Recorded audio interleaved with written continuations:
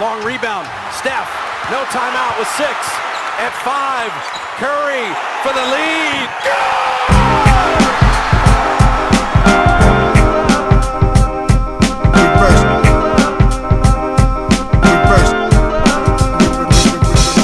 The game's a game. The game's a game. The game's a game. The game's a game. Always, always, always.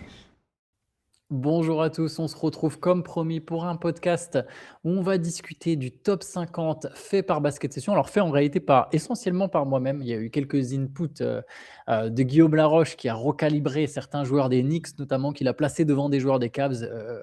Guillaume Laroche n'aime pas trop les joueurs des Cavs, voilà, prenez cette information comme elle est. Mais donc oui, top 50 qui est disponible sur basketsession.com. Si jamais vous êtes en train de nous écouter, vous avez votre portable ou votre ordinateur à portée de main en plus, je veux dire, vous n'êtes pas en train de faire autre chose en même temps, n'hésitez pas à aller sur le site pour justement avoir le top 50 sous les yeux parce qu'on va parler de ce fameux classement. Il y a évidemment déjà beaucoup de critiques dessus. Je tiens à dire que ça ne me dérange pas parce que, désolé Shai, je fais long en ouverture, en intro, mais Ça glisse, les critiques glissent sur Antoine. non, c'est pas ça. C'est qu'en fait, c'est surtout, ça dépend, pas toujours, mais ça m'a rappelé à quel point c'est dur de faire un Ouais. top 50.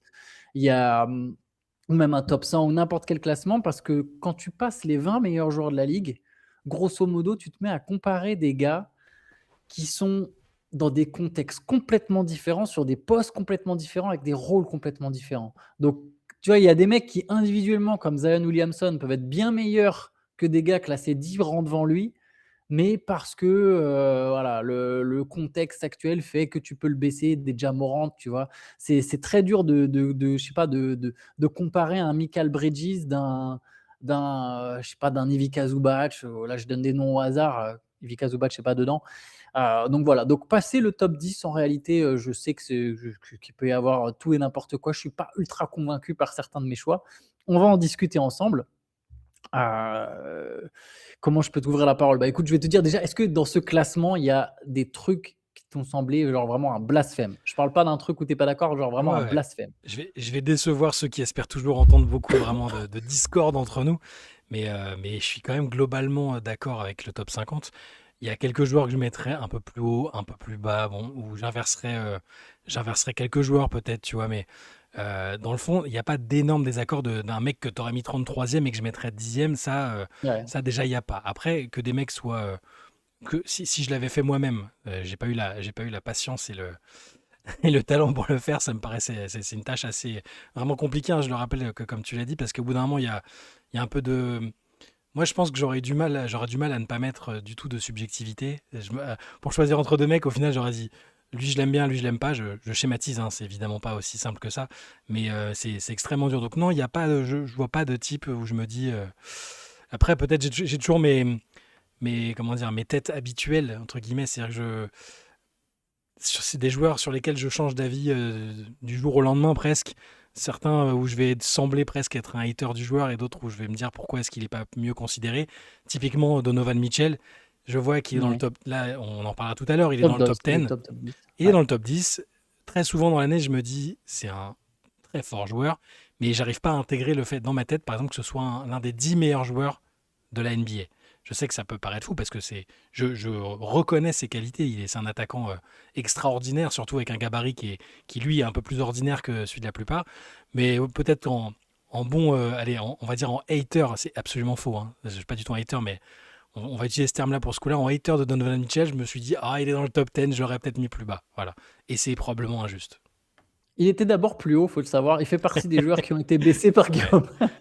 Il était plus haut, il est notamment repassé derrière d'autres joueurs. Je tiens à dire que moi-même, je suis en désaccord avec moi-même. Il y a des trucs à la fin du classement où j'ai dit non, ça me va pas, mais j'avais la flemme de les bouger. C'est un classement qui va être évolutif. Il y aura des mises à jour pendant la saison. Donc voilà, il y aura du mouvement. Ouais. C'est très dur aussi à partir. Alors déjà, c'est dur entre 15 et 35, je trouve ça très dur. Mais à partir de 40, 45 jusqu'à 60, il y a très peu de différence entre les joueurs.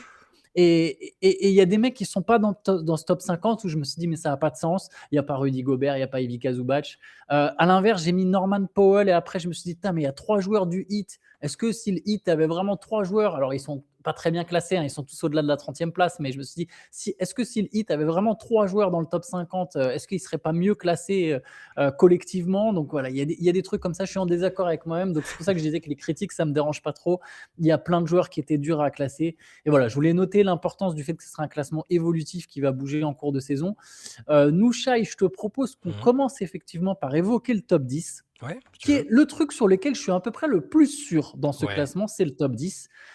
On va peut-être essayer de réfléchir à pourquoi tel mec est devant tel mec, Mhm. dire quand on est d'accord, pas d'accord, et après on pourra se pencher sur des cas un peu particuliers au-delà du top 10. Écoute, sans surprise, le meilleur joueur du monde aujourd'hui. Ah oui, si, autre aspect, parce qu'un Ouais. classement, ça change vastement selon les définitions. Oui, j'avais demandé Je c'est quoi le critère principal pour toi et, pour classer deux mecs, voilà. et ben incroyable, il n'y a pas. C'est ça la magie de ce classement, c'est un désastre. Le podcast commence, c'est absolument un désastre. Il n'y avait pas forcément de définition, mais si vraiment je devais en donner une, je dirais que le plus valuable a pris le dessus parfois sur le plus fort. Mhm. C'est un peu ce que je disais, notamment avec des talents individuels comme Ja Morant ou comme Zion Williamson, qui je pense en termes purement de talent sont sans doute parmi les 20 meilleurs basketteurs du monde, mais qui aujourd'hui, de par leur profil, de par les conditions, le contexte dans lequel ils sont, ne sont pas dans les 25-30 joueurs les plus valuables de la ligue aujourd'hui, Moi, avec le profil aussi du basket. en regardant ton classement, je me suis dit, ça pourrait ressembler à si tu fais une draft aujourd'hui pour gagner tout de suite, tu prends le joueur, tu prends les joueurs un par un, parce que c'est pas sur le potentiel, sur qui dominera la ligue après. Pour moi, Ah oui, ça par contre, ressemble il n'y a pas vraiment. d'histoire de potentiel. Voilà, pour moi, c'est du maintenant. C'est comme si on faisait une draft chacun notre tour avec des pics et qu'on prenait le meilleur joueur à l'instant T. Celui qui a le plus de chances de te faire gagner un match, voire une série de playoffs, voire plus. C'est comme ça que je l'ai un peu pris, moi.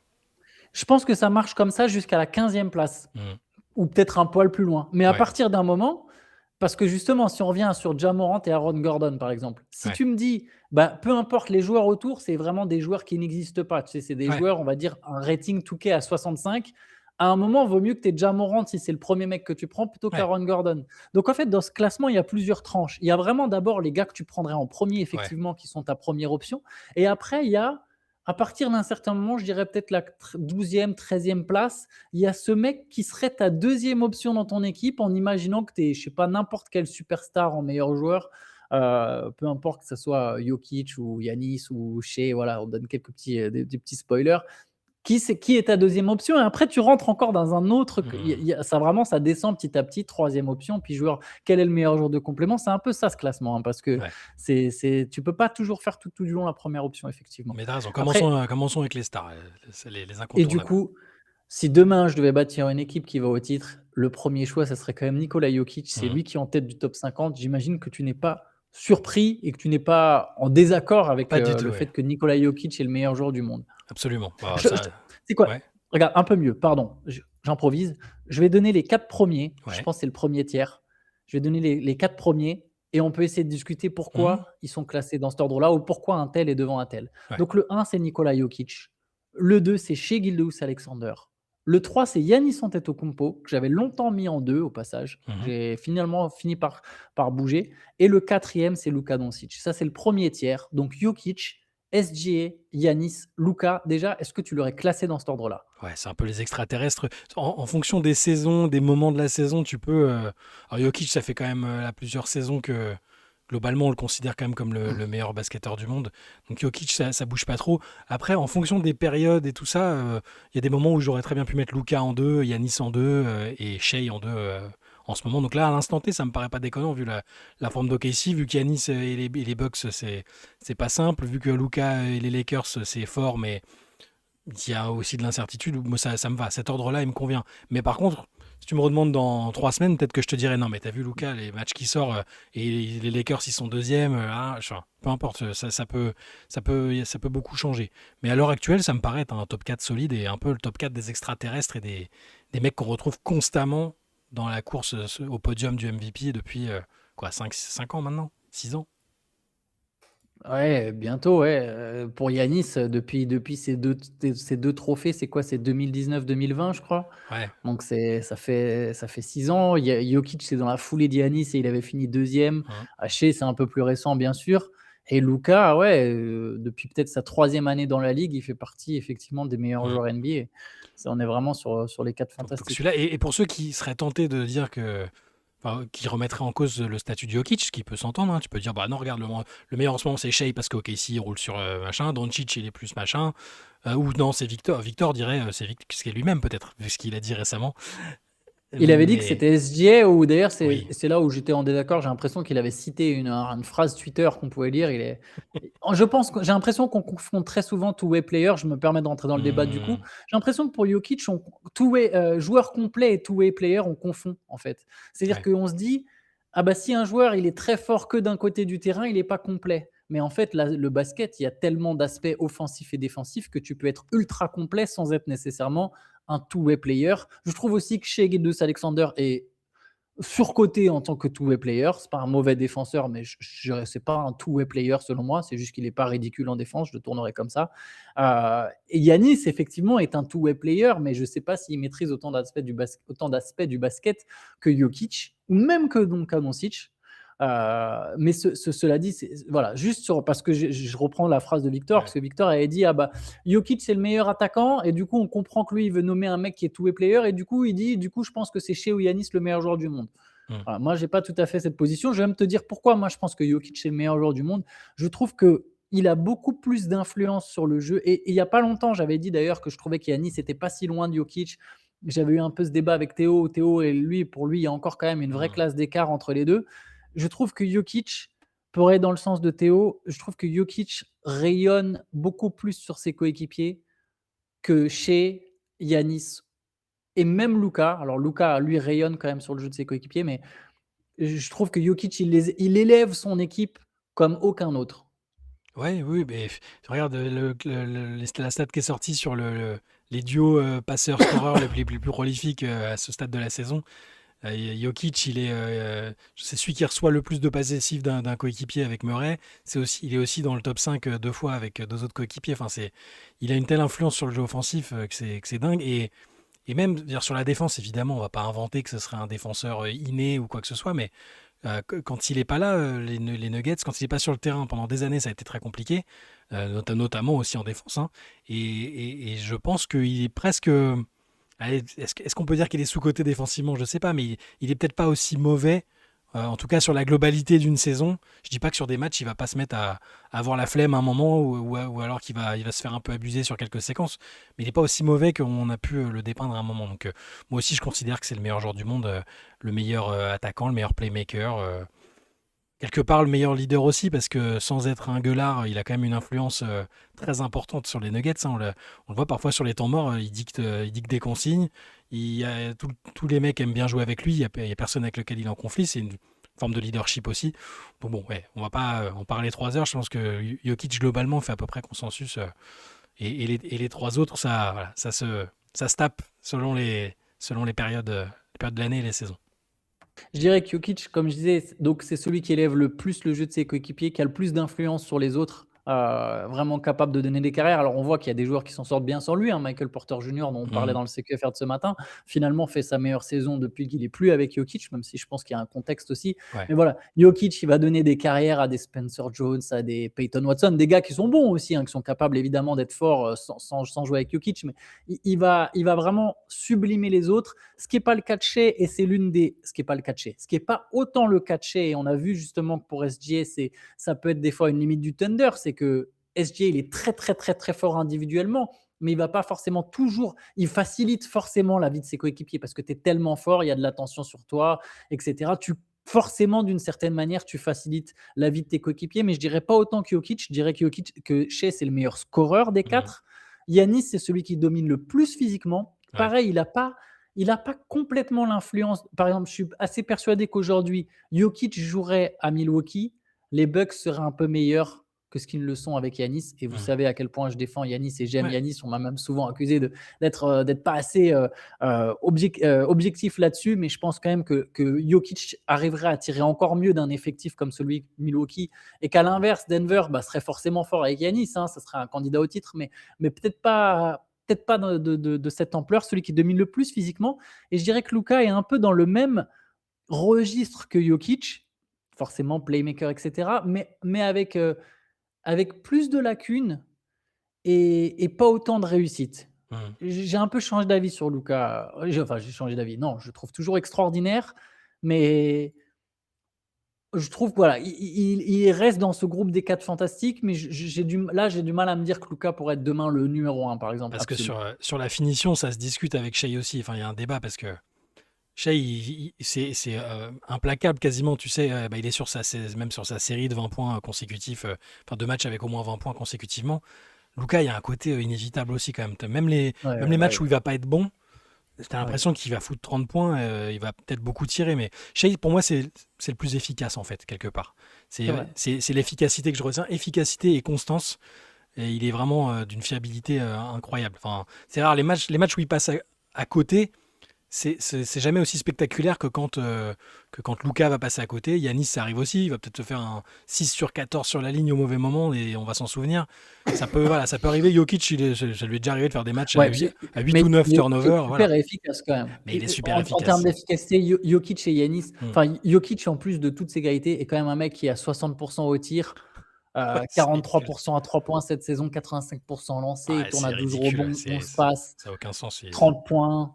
Il est encore en train de faire une saison. De toute façon, l'enchaînement de saison là, et puis la durabilité, bon, là, on enregistre ça Mmh. alors qu'on attend des nouvelles pour sa blessure au genou, évidemment, mais il a jamais manqué plus de 5 matchs de suite depuis 5-6 saisons, je crois. Enfin, c'est quand même prodigieux. Alors oui, c'est pas celui qui fait qui insiste le plus sur ses genoux et tout ça, mais c'est quand même incroyable. Donc il y a cette durabilité-là qui est importante et qui compte aussi dans l'évaluation du meilleur joueur du monde. Shea, il l'a aussi, parce que quand il manque un Ouais. match, c'est pour le faire souffler parce qu'il s'est fait un peu mal quelque part. Et puis les autres, alors Yanis commence à être un peu blessé. Luka, on sait qu'il y a déjà eu quelques interrogations, même si globalement aussi il arrive à jouer fréquemment. Mais ouais, voilà. Bon, ce top 4, il est quand même. C'est des aliens, les mecs, quand même, hein. On parle de Ouais, type. pour moi, c'est les 4 fantastiques en Voilà. Et NBA je là. pensais pas que Shea arriverait à se hisser durablement, peut-être sur une saison ou deux, mais qu'il soit arrivé à ce niveau-là, c'est aussi voilà, l'éloge de ce mec-là qui semble moins peut-être surdoué naturellement. Alors Jokic, c'est la passe, la vision de jeu, Luka, scoring, Yanis, il a les qualités athlétiques dingues, mais il sait ici, c'est aussi un alien chez Gilgeous Alexander, faut le dire quand même. Et en parlant d'aliens, en 5, je Ouais. propose qu'on passe au Mm. 5. C'est là où ça peut sembler osé pour certains, logique pour d'autres. J'ai mis l'OVNI, j'ai mis Victor Wembanyama déjà en 5e position. Aujourd'hui, je ne le mets pas dans la même catégorie que les autres. Pour moi, il y a quand même encore un cran d'écart. Parce que sa Oui, 3e saison en NBA, on voit qu'il apprend. Mais j'ai déjà osé le mettre finalement dans les tranches suivantes. On est un peu sur. Alors, je précise, les joueurs blessés sont évidemment absents, donc il n'y a pas Tatum. Mm. Tatum aurait été 5 ou 6e, je pense. 6e ou Ouais. 7e de ce classement. Si on avait mis Tatum, il n'y a pas Tatum, il n'y a pas Haliburton. Mais donc là, on a une tranche 5, 6, 7. Wembanyama, Stephen Curry, Anthony Edwards. Donc c'est prendre la position que Victor Wembanyama est devant Curry et Edwards. Curry devant Edwards aussi, ça peut surprendre pour certains. Voilà, moi je l'ai fait dans cet ordre-là. Je ne sais pas ce que tu en penses. Est-ce que tu aurais modifié? J'aurais mis Victor là, je pense. C'est pas être chauvin, ou c'est pas être à mettre la charrue avant les bœufs. C'est Il est déjà tellement incroyablement fort que c'est pas déconnant et il pourrait dans un an ou deux, il pourrait très bien être avec les aliens qu'on a évoqués au-dessus. Tellement son impact sur le terrain, notamment en défense, hein, est incroyable. En attaque, bah, il est encore perfectible, mais ça vient quand même. On voit depuis sa saison rookie, et puis même avec la pause à cause de la thrombose, il est capable de marquer beaucoup. Là, et c'est un début de saison un peu particulier et tronqué aussi. Il y a eu les matchs où il sort du banc, où il est un peu limité en minutes. Mais enfin, je Ouais, pense que la tout le monde. blessure au mollet. Ouais, je pense que tout le monde voit quand même. Enfin, là, tout le monde voit que quand il est sur le terrain, l'influence gigantesque. Donc là, aujourd'hui, oui, ça me semble pas déconnant de le mettre devant Curry, qui est incroyable pour son âge et pour le kilométrage qu'il a depuis quelques années. Mais peut-être que je prendrais quand même Victor devant. Tu vois, là, pour le coup, tu parles d'impact two-way. Ça me semble pas déconnant de mettre là. Et c'est quand même fou, c'est fort de retrouver Curry sixième.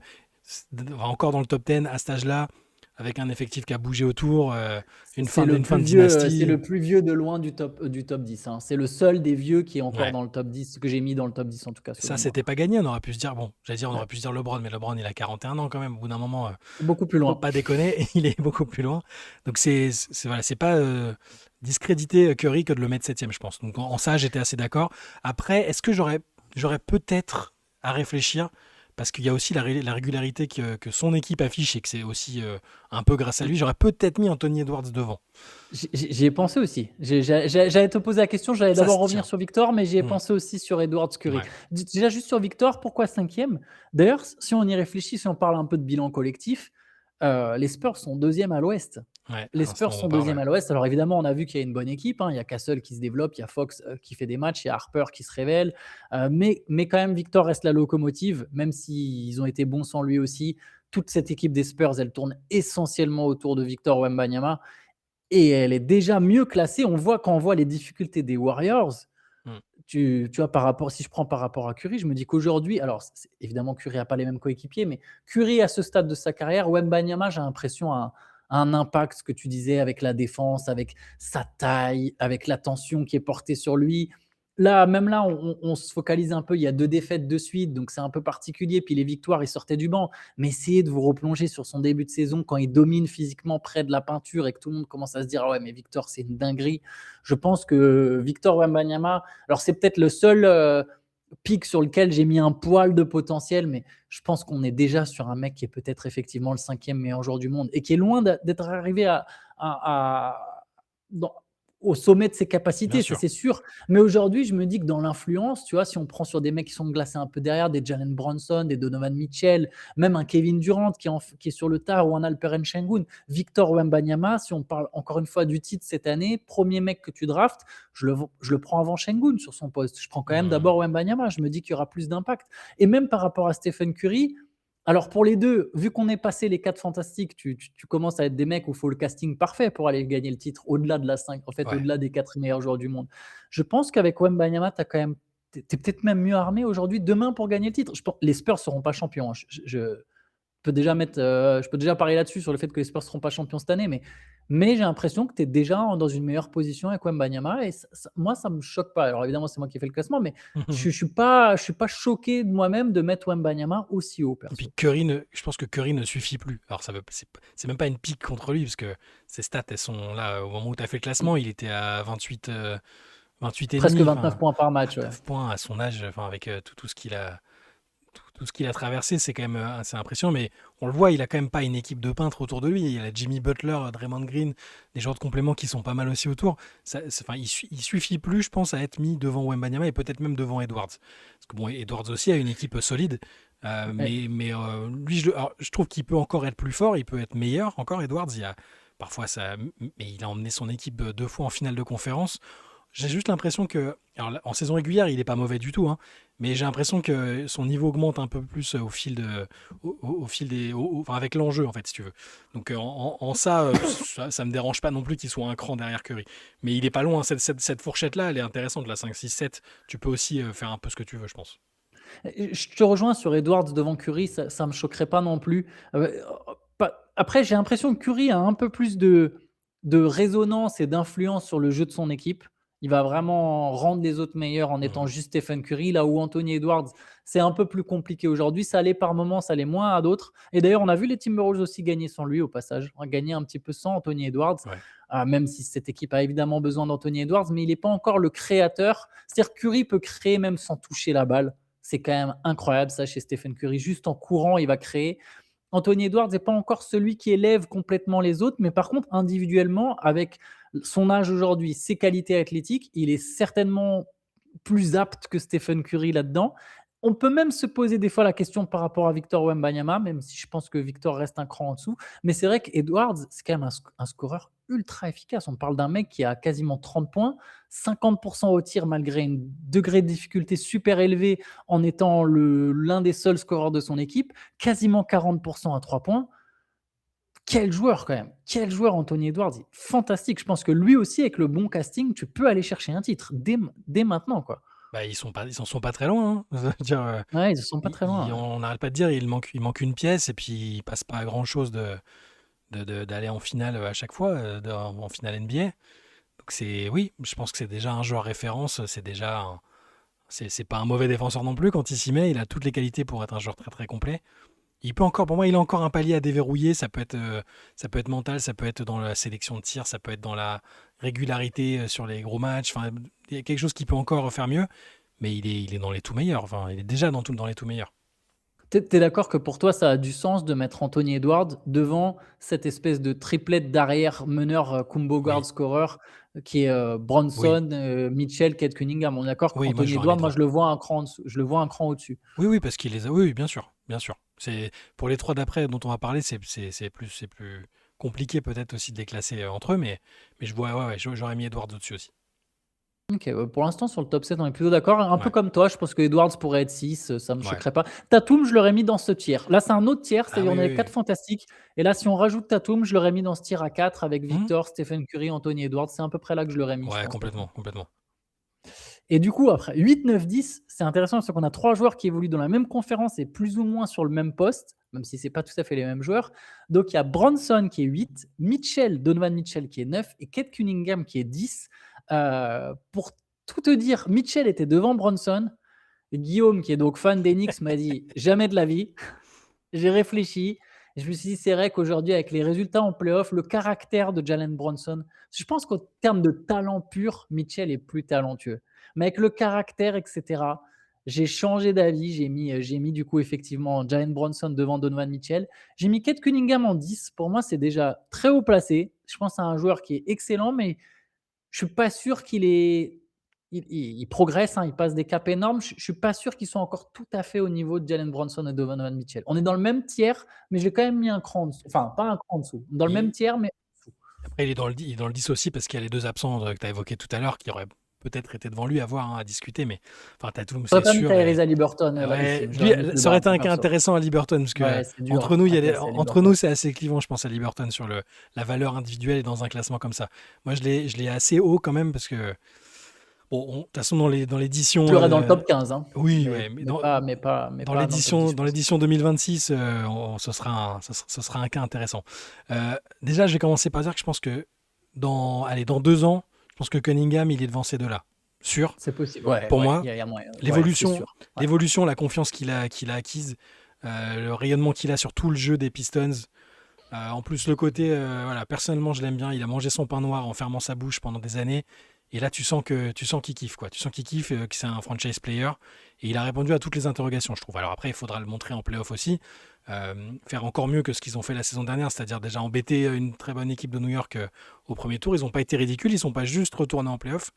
Et voilà, je vais attendre de voir ce que ça va donner avec Cunningham sur les prochains playoffs. Mais là, à l'heure actuelle, ouais, Brunson qui continue d'exploser les plafonds qu'on lui met, qu'on lui impose. Enfin, tu te rends compte, regarde, 8e Jalen Brunson, à l'époque où il jouait même à Dallas ou sur les premières années de sa carrière, on t'aurait dit ce type-là, en 2025, tu vas le mettre 8e meilleur joueur de la NBA. J'aurais pas cru une seconde. Et pourtant, c'était un joueur super cool à la fac, déjà à Villanova. C'était un mec un peu sous-coté aussi à Dallas. Enfin, il y a plein de choses qui faisaient que je l'aurais bien mis dans un classement en top 50 à un moment. Mais 8e, il continue de repousser les limites et ça, c'est extraordinaire. Il est incroyablement clutch. Je pense plus que Mitchell et Cunningham pour l'instant. C'est marrant, je suis en train de regarder les stats dans le clutch. Kate Cunningham a une très bonne stat dans le clutch, mais comme toi, je dirais Ouais. que le plus clutch des trois, c'est quand même Bronson, mais Mm.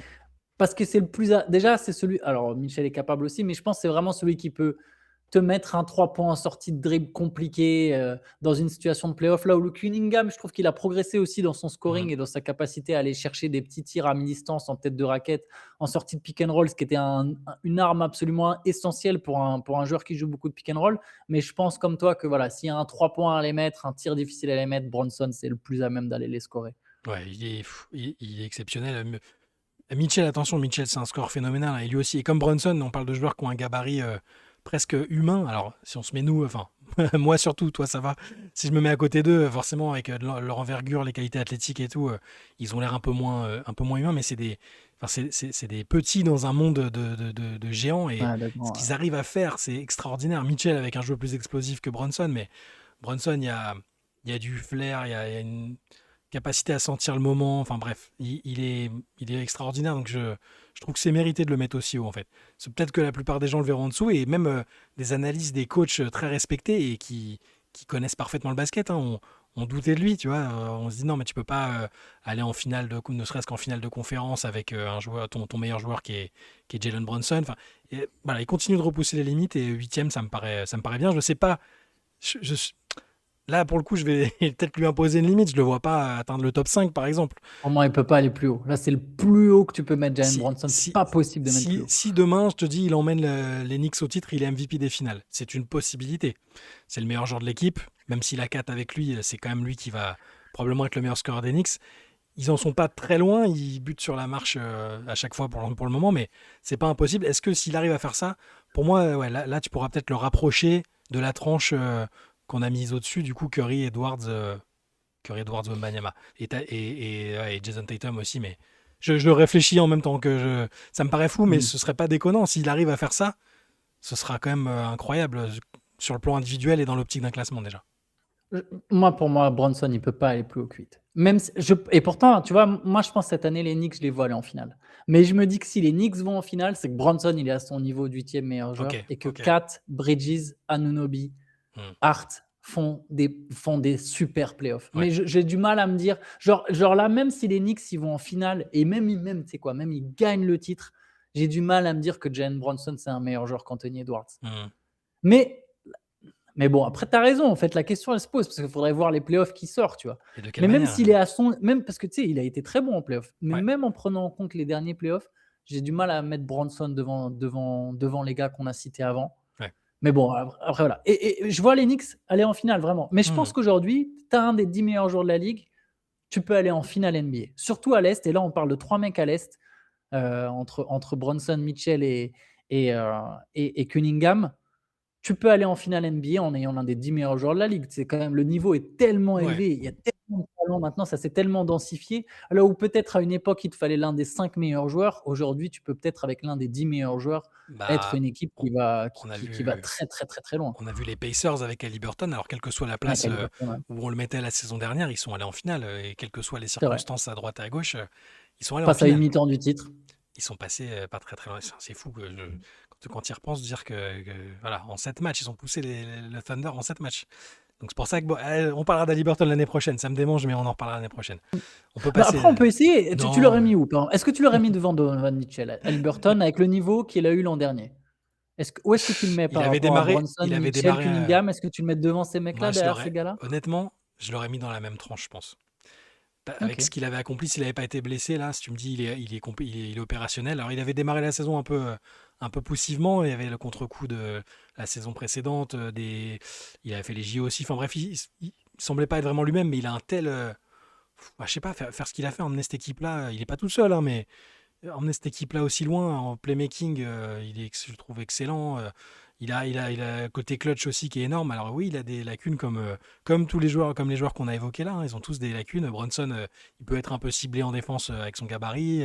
Cunningham, il y a l'inexpérience au haut niveau. Mitchell, sur les gros matchs, il n'a jamais pour l'instant réussi à faire passer son équipe, même si lui a fait des copies très très respectables, hein, des gros cartons en playoff.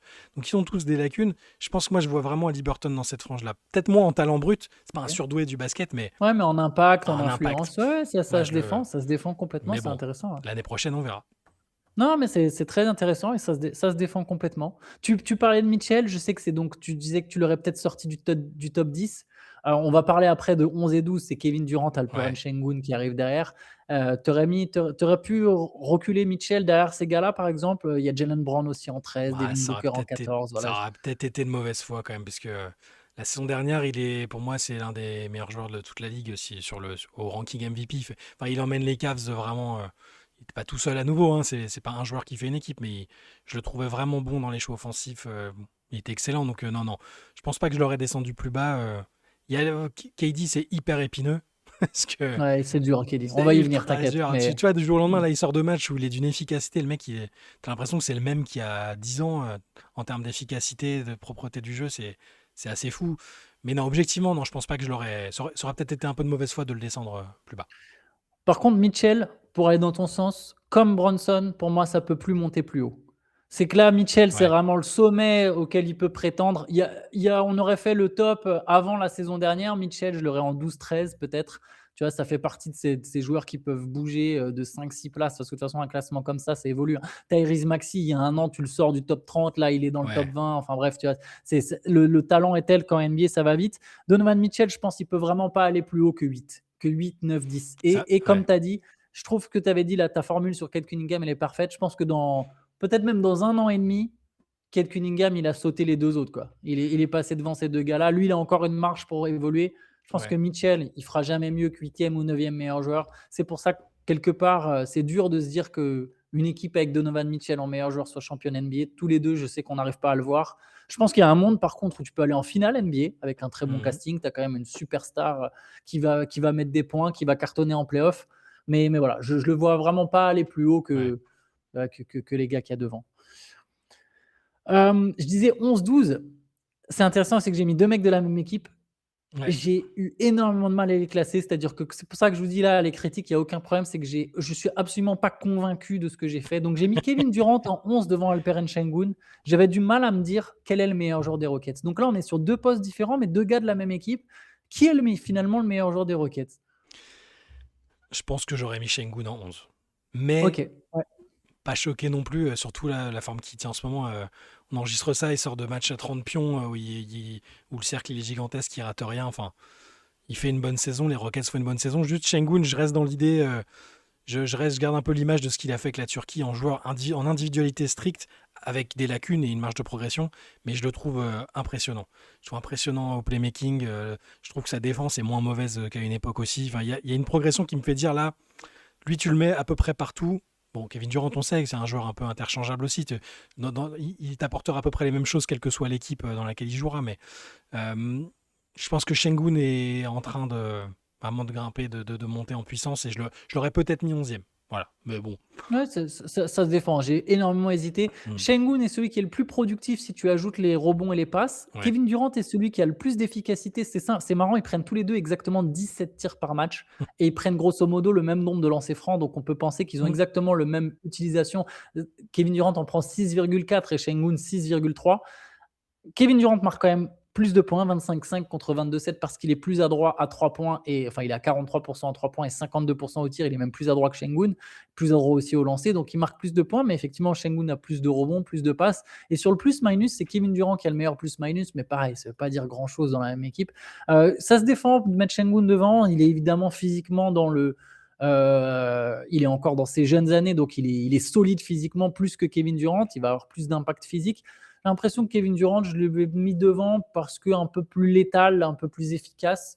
Mais voilà, comme je t'ai dit, j'ai vraiment aucune conviction sur qui est le meilleur joueur entre Kevin Durant et Alperen Sengun, quoi. Sur le côté létal slash clutch, il y a quelques matchs où je l'ai trouvé, enfin où je sais pas où je l'ai trouvé, où il a manqué des tirs en fin de match, des trucs qu'il aurait peut-être mis à une époque où ça a peut-être un peu baissé de ce côté-là, mais on est presque sur de l'impression personnelle plus qu'autre chose. Je sais même pas si c'est quantifiable hein, sur son efficacité dans les fins de match serrés.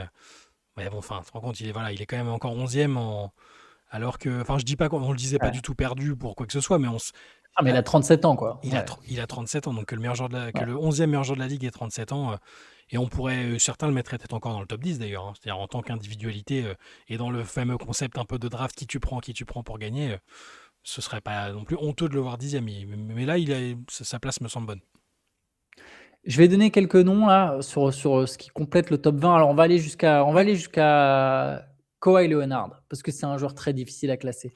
Le 13, 14, 15, 16, 17, encore une fois, je suis absolument pas convaincu par moi-même, hein. Je suis désolé de continuer à dire que je suis pas convaincu de moi-même, mais je trouve ça dur. Alors, j'ai monté Jalen Brown, c'est Guillaume qui m'a fait monter un peu Jalen Brown. Au Je pense début, je qu'il a eu l'avais raison. derrière et je pense qu'il a eu raison aussi, c'est pour ça que je Mhm. l'ai écouté. Il y avait d'abord Devin Booker en 13 et Anthony Davis en 14 et Jalen Brown était derrière en 15. Finalement, Jalen Brown se retrouve en 13 aujourd'hui, même si c'est sans doute aussi un peu la logique du moment. Je pense que le Mhm. succès des Celtics, c'est pas que Jalen Brown, je pense sincèrement. Donc on a Jalen Brown 13, 14e Devin Booker. Ce qui est intéressant, c'est qu'il est sur le même poste que Jalen Brown, donc on va pouvoir faire une comparaison.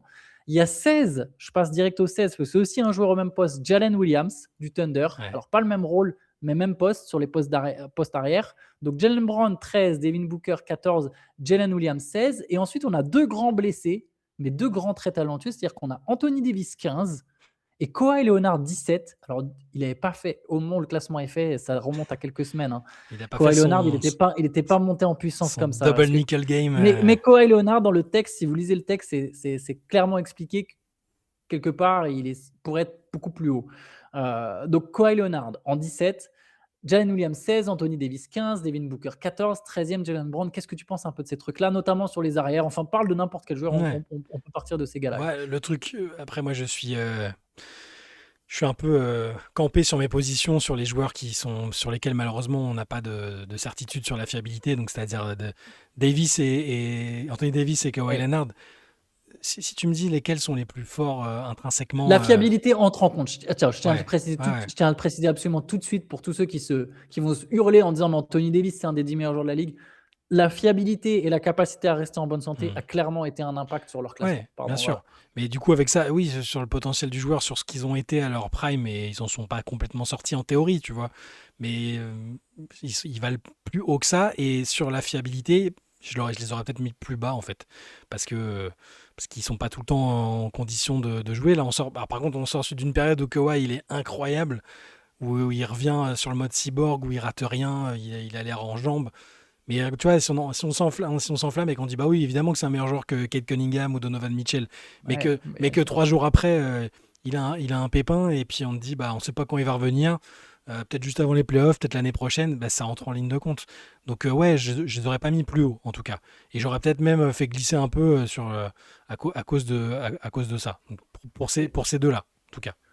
Je vais te dire pour Kawhi, si je prenais que le niveau sur un match, sur ses meilleurs matchs, Kawhi, pour moi, il rentre directement dans la tranche avec Anthony Edwards. Bah oui, oui, oui, Pas Anthony bien Davis. sûr. J'ai un autre avis sur Anthony Davis, mais Kawhi Leonard, pour moi, il rentre directement là. Mhm. Il est l'un des 10 meilleurs joueurs de la ligue aujourd'hui en termes de talent. Et d'ailleurs, la différence avec Davis, je trouve que Davis, il peut vite être surcoté. Je me permets de le tourner comme ça. Alors, il Mhm. peut être sous-coté aussi, mais il peut vite être surcoté parce qu'en plus d'être pas très fiable physiquement, Anthony Davis, il est un peu sur le déclin, selon moi. Il met plus un shoot. Et ça fait un moment maintenant qu'Anthony Davis, il met plus un shoot. Contrairement à Kawhi Leonard, qui peut être encore un attaquant très efficace et dominant physiquement, Anthony Davis, ça reste un excellent basketteur, mais d'ailleurs, on voit ses stats sont un peu en baisse. Alors, c'est peut-être lié justement à l'enchaînement des blessures, mais il a plus son tir à mi-distance et c'est de plus en plus dur pour lui de se créer ses positions de tir. Et j'ai l'impression que plus on va aller en avançant, plus Anthony Davis il va Mhm. être en difficulté pour aller sortir des matchs à 35, 38 points, 36 points, des trucs qu'il a fait à une époque. Il en fait Ouais. encore il n'y a pas si longtemps, il a fait un 35-17. Mais ça, on va en voir de moins en moins, à mon avis, avec Anthony Davis. Et je pense qu'Anthony Davis, il est amené à baisser dans ce classement parce qu'il y a un espèce de déclin physique à 32 ans déjà chez Anthony Davis. Alors que Kawhi, à 33 ans, évidemment, il est souvent absent, mais par contre, quand il est là, il est là. Il va mettre ses points, il va chercher ses positions, il a toujours ce truc-là. C'est un peu la différence pour moi entre les deux, entre Kawhi et Anthony Davis. Ouais, non, complètement, complètement. Et, bon, Davis, il est encore capable de faire des matchs, enfin, en tout cas des lignes de stats qui te font un Je peu. pense qu'il en fait de moins en moins, c'est Il ça que en je fait de veux moins dire. en moins, mais d'un côté, il n'arrive pas à enchaîner 5 matchs ou 6 matchs de suite. Mm. Donc ça joue aussi, tu vois. Mais s'il arrivait à reprendre du rythme, en fait, il lui refaudrait une saison dans la bulle C'est ça. sans les déplacements et tout ça. Mais bon, oui, oui. Si c'était évidemment que sur le potentiel et sur ce qu'ils ont été capables de faire, c'est des joueurs. Enfin, Kawhi, c'est invraisemblable et Anthony Davis aussi, il a été très fort. Mais du coup, je les mettrais peut-être. Tu vois, peut-être que je passerais même Jalen Williams devant Davis parce que sur la dynamique, sur ce qu'il a apporté l'année Ouais, dernière. je comprends. Le Bien début, sûr. le début de saison, et forcément, ça a été tronqué par sa blessure. Mais sur ce qu'il a montré, peut-être que j'ai l'impression que c'est un joueur plus complet et plus fiable aussi que les Davis. Par contre, pas encore peut-être au niveau d'un Devin Booker, qui est clairement une première option dans plein d'équipes. Je pense que tu le mettrais dans plein d'équipes, ce serait le numéro 1. Il est encore régulier. Phoenix fait une bonne saison. Il fait partie des raisons pour lesquelles Phoenix fait une bonne saison. Donc ça me semble pas mal. 13-14 pour Booker. J'ai pas parlé de Jalen Brown, mais qui est extrêmement complet, extrêmement régulier. Là, les interrogations sur est-ce que tout seul, sans son pote, est-ce qu'il peut tenir l'équipe, bah, on n'est pas encore à mi-saison, mais je pense que la réponse elle a été donnée. Oui, il peut le faire. Est-ce qu'il le ferait de la même manière dans une autre équipe qu'il ne connaît pas? On le saura peut-être jamais, mais là, à l'instant T, ouais, c'est l'un des 15 meilleurs joueurs de la ligue, sans aucun problème, vraiment. Donc je mettrais c'est le 13-14 nickel. Et après, peut-être Jalen Williams, je l'aurais mis un cran devant, Ouais, devant Anthony Davis et Davis. Kawhi. Et j'aurais peut-être mis Kawhi, mais je suis biaisé par le biais de récence. Si on fait un vieil anglicisme pourri, de recency bias, j'aurais mis Kawhi devant Anthony Davis. Voilà. Ouais, ça se défend totalement. Sur Jalen Brown, je pense un peu comme on l'a dit pour certains, je ne suis pas sûr qu'il puisse aller beaucoup plus haut Par contre, il est vraiment en pleine force. En fait, il est au prime de son prime, quoi. Ouais. Athlétiquement, physiquement, défensivement, sur le scoring, sa capacité à créer son tir. Je quand même hésité avec Booker, hein. Je pense que Devin Mhm. Booker on se rend pas toujours compte de ce qu'il apporte, mais Jalen Brown, effectivement, plus complet, plus grand Ouais. aussi. C'est là l'aspect physique rentre en compte. Et c'est tout simplement plus grand que Booker. Tu te dis qu'il y a plus de choses à faire avec lui. Ouais, et sur Jalen Williams, c'est intéressant. Il y a Tyrese Maxey qui est 18e. Je trouve que Jalen Williams, c'est un meilleur joueur que Tyrese Maxey. Je trouve même qu'en fait, Tyrese Maxey, je l'ai mis trop haut. En fait, il est beau être excellent. Je me suis fait influencer par son début de saison. Je pense que Mhm. Tyrese Maxey, il est trop haut. Je Ça suis pas dépend, sûr qu'il soit ça pas sûr dépend que ce qui soit vient l'un des 20 derrière. meilleurs joueurs de la ligue. Ça dépend qui tu mets derrière. Et quand je regarde derrière, Ouais, la façon dont il a joué là sur la première partie de saison, sans les vétérans là, sans les vétérans blessés, Mais est-ce qu'il fait gagner? Est-ce qu'il fait gagner Tyrese Maxey? C'est on, vraiment une saura, question que on je me saura pose. peut-être, on Est-ce saura qu'il fait peut-être vraiment pas, gagner? on saura peut-être pas cette année s'il continue Hmm. de faire jouer sur courant alternatif les deux autres. Mais moi j'ai l'impression qu'à terme, ça peut être la première option d'une équipe, pas d'une équipe championne, mais d'une bonne équipe. Et le niveau qu'il affichait sur le début de saison, c'est pas très loin ça vaut un top 20 pour moi, hein, vraiment. Donc Hmm. non, ça paraîtra peut-être haut pour certains parce que les Sixers sont les Sixers, mais je trouve que c'est pas mal. Par exemple, en dessous, t'as Kat, qui est lui aussi, tu sais que sur les stats, il va faire des saisons de malade, mais il y aura toujours aussi les petits trucs qui te font tiquer et Ouais, où c'est c'est plus des difficile. premières options de C'est candidats plus au des titre. premières options, Là, tout de voilà. suite, là, on est tout de On suite a sur vu. les deuxièmes options. Ouais, ouais. On a vu les playoffs comme première option avec Kat, on a vu. Par contre, avec les Knicks, il a fait des bons playoffs, on va pas dire le contraire. On a vu ensuite des vues derrière. Je sais pas quelle tranche qui tu voulais englober dedans, mais T'inquiète, on va parler de 4 avec Mobley. Sur Tyrese Maxey, en fait, alors c'est vrai que c'est un mec qui a 31 points, 7 passes de moyenne au moment des stats. Donc là, il est encore aujourd'hui quasiment à 31 points et 7 passes, 46% au tir, 39% à 3 points. Les stats sont absolument excellentes et tout à fait dignes du top 20. Je suis juste pas sûr qu'au final, il soit vraiment si valuable que ça par rapport à d'autres mecs qui sont classés un peu derrière. Mais comme tu l'as dit, si on prend les gars directs derrière, c'est pas non plus choquant de mettre Tyrese Maxey devant. non. Je sais pas, Si est-ce sur que cette Tyrese saison, Maxey est ouais. vraiment un meilleur joueur qu'Austin Reeves, qui est beaucoup plus loin, qui est plus bas, qui est au moins 10 places plus bas. Tu vois, oui, c'est ça, il est pile 10 places plus bas. Je dirais que Maxey est un meilleur joueur qu'Austin Reeves, mais je suis pas sûr qu'il y ait un énorme écart entre Tyrese Maxey et Austin À la Reeves, limite, tu vois, par en exemple. regardant le classement, si on descend un peu, mais là aussi, c'est sur son début de saison que ça compte, même si il a fait d'autres bonnes saisons avant. Mais par exemple, tu vois, la question peut se poser entre Tyrese Maxey et Jamal Murray, par exemple, je pense. Pareil, exactement. Murray Très bon peut-être, exemple. Je suis Murray pas sûr que peut-être un peu Tyrese bas. Maxey soit bien meilleur que Jamal Murray. Non, mais du coup, est-ce que Murray est pas un peu bas? Mais bon, est-ce que tu le passes devant les joueurs que tu as mis devant? Il est 26, On Jamal va, Murray. voilà, on va Ouais. venir. Peut-être que On va venir sur ces Murray gars-là. a Ouais. peut-être mérité d'aller un peu plus haut et d'autres de redescendre, mais c'est aussi lié à la forme du moment, tu vois. C'est ça C'est qui là où les est. postes rentrent en compte et la Eh forme oui. du moment. Ouais. Parce que Maxi, je pense qu'il est trop haut, mais quelque Mhm. part, enfin, c'est délicat. Moi, je voulais qu'on parle de Karl Anthony Towns et Ouais. qu'on le compare. Donc 18e, c'est Tyrese Maxey, 19e, c'est Karl Anthony Towns et 20e, c'est Evan Mobley. Et du coup, parler un peu de Towns, Mobley, deux gars sur le Mhm. même poste. Mobley qui est généralement plus haut chez les classements américains. Généralement, Mobley, on se rapproche de la 15e place. Moi, je l'ai mis plus bas, je l'ai mis en 20. Je suis un peu déçu avec Mobley. Il y a peut-être un peu de subjectivité qui s'est glissée. Je pense que c'est un très bon joueur, mais j'ai l'impression que c'est un joueur qui a du mal à passer un cap En attaque, qui il lui a du mal à permettrait passer, d'être le oui. fameux joueur top 10 qui est souvent annoncé. Mhm. J'ai du mal à le voir chez Mobley. Il est encore jeune, en fait. Donc tu Oui, peux il est dire, jeune, tu par peux dire qu'il va encore progresser. C'est un mec qui a souvent beaucoup progressé de manière très rapide.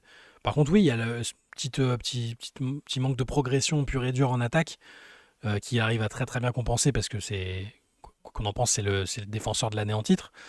Donc il est pas loin, mais par contre, ça me choque pas de le voir juste derrière Kat. Pourtant, on a critiqué Kat, on s'est moqué de Kat un peu parfois pour plein de raisons. Kat, ce qu'il t'apporte en attaque, ce qu'il t'apporte au shoot, au rebond, alors oui, il va être agaçant sur d'autres aspects du jeu et limitant parfois, mais ça reste un joueur quand même. C'est quand même un sacré joueur de basket, Kat. Et Mobley est sur une trajectoire qui peut lui permettre de passer devant Kat relativement rapidement, mais il va falloir passer un peu ce cap-là. Est-ce que c'est aussi lié au contexte, hein? On peut prendre le contexte en compte pour tout le monde. Peut-être qu'avec une autre façon de jouer, dans une autre équipe, avec un autre coach, peu importe. On le verra peut-être pas, parce que je pense que c'est l'avenir des Cavs, hein, Evan Mobley. Mais non, moi, 4 devant Mobley, je trouve ça normal. Il y en a qui mettront Mobley vraiment devant 4. Il y en a pour qui ça choquera. C'est marrant parce que Kat, c'est un joueur que j'aime pas tellement. Ouais, Je ne me suis pas caché. Je crois que tous les deux, on aime bien. Enfin, tous les ouais. deux, on n'est pas, Ouais, c'est pas le des grands fans de personnage, Kat. c'est le personnage Ouais, surtout voilà. après. Oui, c'est-à-dire, c'est pas tant le joueur, c'est vraiment juste des fois, c'est des trucs qui renvoient. Mais par contre, je reconnais que c'est vraiment un basketteur solide, quoi. Et offensivement, son talent offensif est peut-être quand même sous-coté. Pour Il l'intérieur, est bah oui. offensivement extrêmement fort, quoi. Il sait tout faire. C'est juste la manière de le présenter et de vendre ce talent offensif, quoi. Qui est parfois un peu déroutante, mais sinon, oui, c'est un shooter incroyable pour un big man. Enfin, quand tu regardes son volume de shoot, quand il disait je suis le meilleur big man shooter de tous les temps, oui, sur les stats, probablement.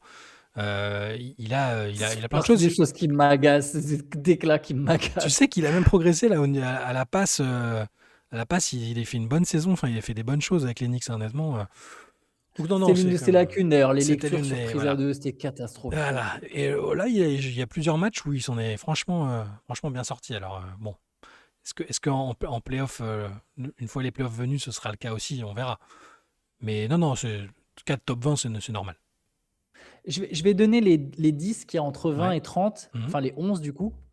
Et tu me dis s'il y en a un dans ce lot qui pour toi est mal classé. Tu as déjà commencé à me parler de Jamal Murray. Après, Ouais. on reviendra sur certains cas. Il y a notamment deux Ok. joueurs de la même équipe qui sont classés 21 et 22 sur lesquels Ouais. on va pouvoir s'attarder. Mais donc 20e, c'est Evan Mobley. On avait 4 19e, je rappelle. 21e, Franz Wagner, que je trouve haut. Mais c'est moi qui l'ai mis aussi haut quelque part, mais je le trouve haut. Franz Wagner 21, il est d'ordinaire beaucoup plus bas. D'ordinaire, on est sur 30-35 sur la plupart des classements. 22e, Paolo Banchero. On pourra revenir sur Wagner Banchero. J'ai fait le choix de mettre Wagner Mhm. devant Banchero. Je assume totalement mon choix là pour le coup. 23e, Jalen Johnson, que j'ai eu du mal à classer par rapport à Banchero. On Mhm. pourra aussi revenir là-dessus, qui est le meilleur entre Banchero et Johnson. 24e, LeBron James. 25e, Jimmy Butler. 26e, Jamal Murray. 27e, James Harden. 28e, Austin Reeves. 29e, De'Aaron Fox. 30e, Lauri Markkanen. Est-ce qu'il y a un de ces gars-là ou plusieurs de ces gars-là que tu trouves mal classés ou que tu aurais vu autrement? Tu as parlé Ouais, un peu de Jamal Murray, je ne sais pas s'il y en a un oui. autre. Non, mais en faisant le classement là à l'instant T, Murray, je pense que je l'aurais fait grimper, probablement, parce qu'il fait une super saison avec les Nuggets. Et qu'à Devant côté, qui, par exemple? Tu l'aurais monté jusqu'où? Devant qui tu aurais pu le mettre? Est-ce que tu l'aurais mis devant Jimmy Butler? Oui, ça me ouais, semble. oui, je pense. Ça me semble. Ouais, je Je pense moi pense, en aussi. plus, Devant LeBron James? il y a un peu le rapport salaire et apport qui est un peu décevant chez Jimmy Butler pour l'instant. Devant LeBron, c'est toujours difficile, mais oui, peut-être quand même. Ouais. Et après, sur la Est-ce que paire devant Jalen Wagner-Banchero, Johnson? Johnson, il apporte énormément de trucs. Après, est-ce qu'il est dans une équipe qui gagne pas? Ouais. La palette qui est en train de montrer Johnson, peut-être qu'elle aurait pu lui permettre d'être devant la paire Wagner-Banchero, mais c'est même pas garanti, je pense. Là, moi, je réfléchis en direct quasiment, hein, mais ouais, Murray plus haut, peut-être même quasiment tout en haut de cette De tranche-là. cette tranche. Ok. Ouais, Ouais. il est quand même. Putain, l'adresse à 3 points, elle est violente cette année quand même, hein. Et puis, il est vraiment bon là, Il fait sa l'association meilleure avec. saison en carrière, Jamal Murray. Voilà, donc ça ne m'aurait pas Ouais. choqué de le mettre 21, 22 devant la paire Wagner-Banchero, mais c'est dicté par l'actu qui est. Banchero fait un début de saison désastreux. Enfin, là, sa période, voilà, c'est difficile. Moi, je vais continuer de le défendre et d'espérer qu'on revoit un peu le joueur qu'on a vu à un moment, mais c'est difficile pour l'instant de se dire que là, il est 22e, peut-être qu'il devrait être plus bas, hein, pour l'instant. Là, il Peut-être devrait peut-être être plus bas. peut-être même 25, quelque chose comme ça. Bon, on est à une place ou deux. Est-ce que c'est vraiment. Mais il est dans cette tranche-là. Et par contre, ouais, Murray, je l'aurais mis plus haut. Et Harden, peut-être que sur la période aussi, il fait quand même avec les galères des Clippers, il arrive quand même à faire une sacrée bonne saison, je trouve. Enfin, être encore un très fort joueur. Donc bon, allez, peu importe, parce que sinon, on peut tout chambouler, mais ouais, il y a vraiment ceux-là. Et juste sur le dernier, peut-être, c'est pas que j'avais tiqué, mais tu vois, Markkanen, par exemple, Ouais. il est super dur à classer parce que Ouais, je tu as trouve une aussi. individualité. Tu peux très bien me dire, ouais, bah, il est 30e, le mec, il a quasiment 28 points, à 28 points par match, il a une palette super étendue. Mais est-ce que ça vaut plus que ce que font des joueurs comme On peut aller prendre qui sont classés derrière. On peut aller au-delà de 30, si tu voilà, veux. On je peut vais aller même beaucoup chercher plus, je vais aller plus loin, par exemple, je m'aventure. Tu vois, Scotty Barnes, Scotty Barnes fait une 36. saison Ouais. très grande qualité.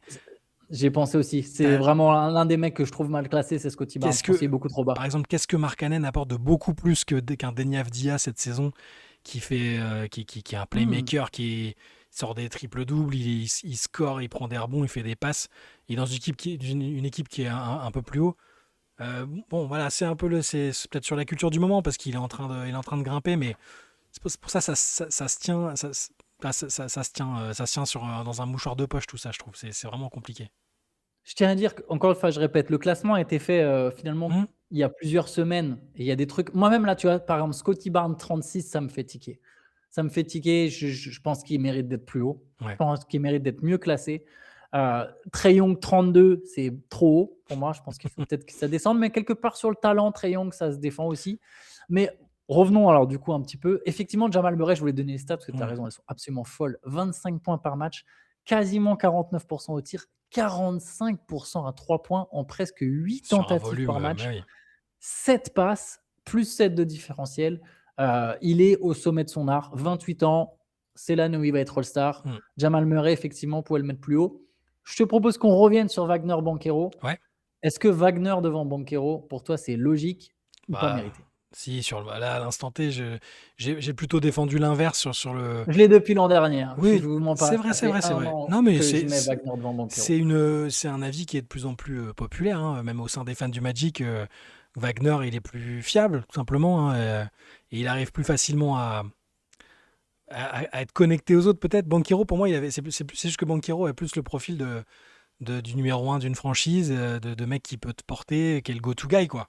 Et Wagner aurait été un numéro 1 bis très très bon, hein, on l'a vu par instant.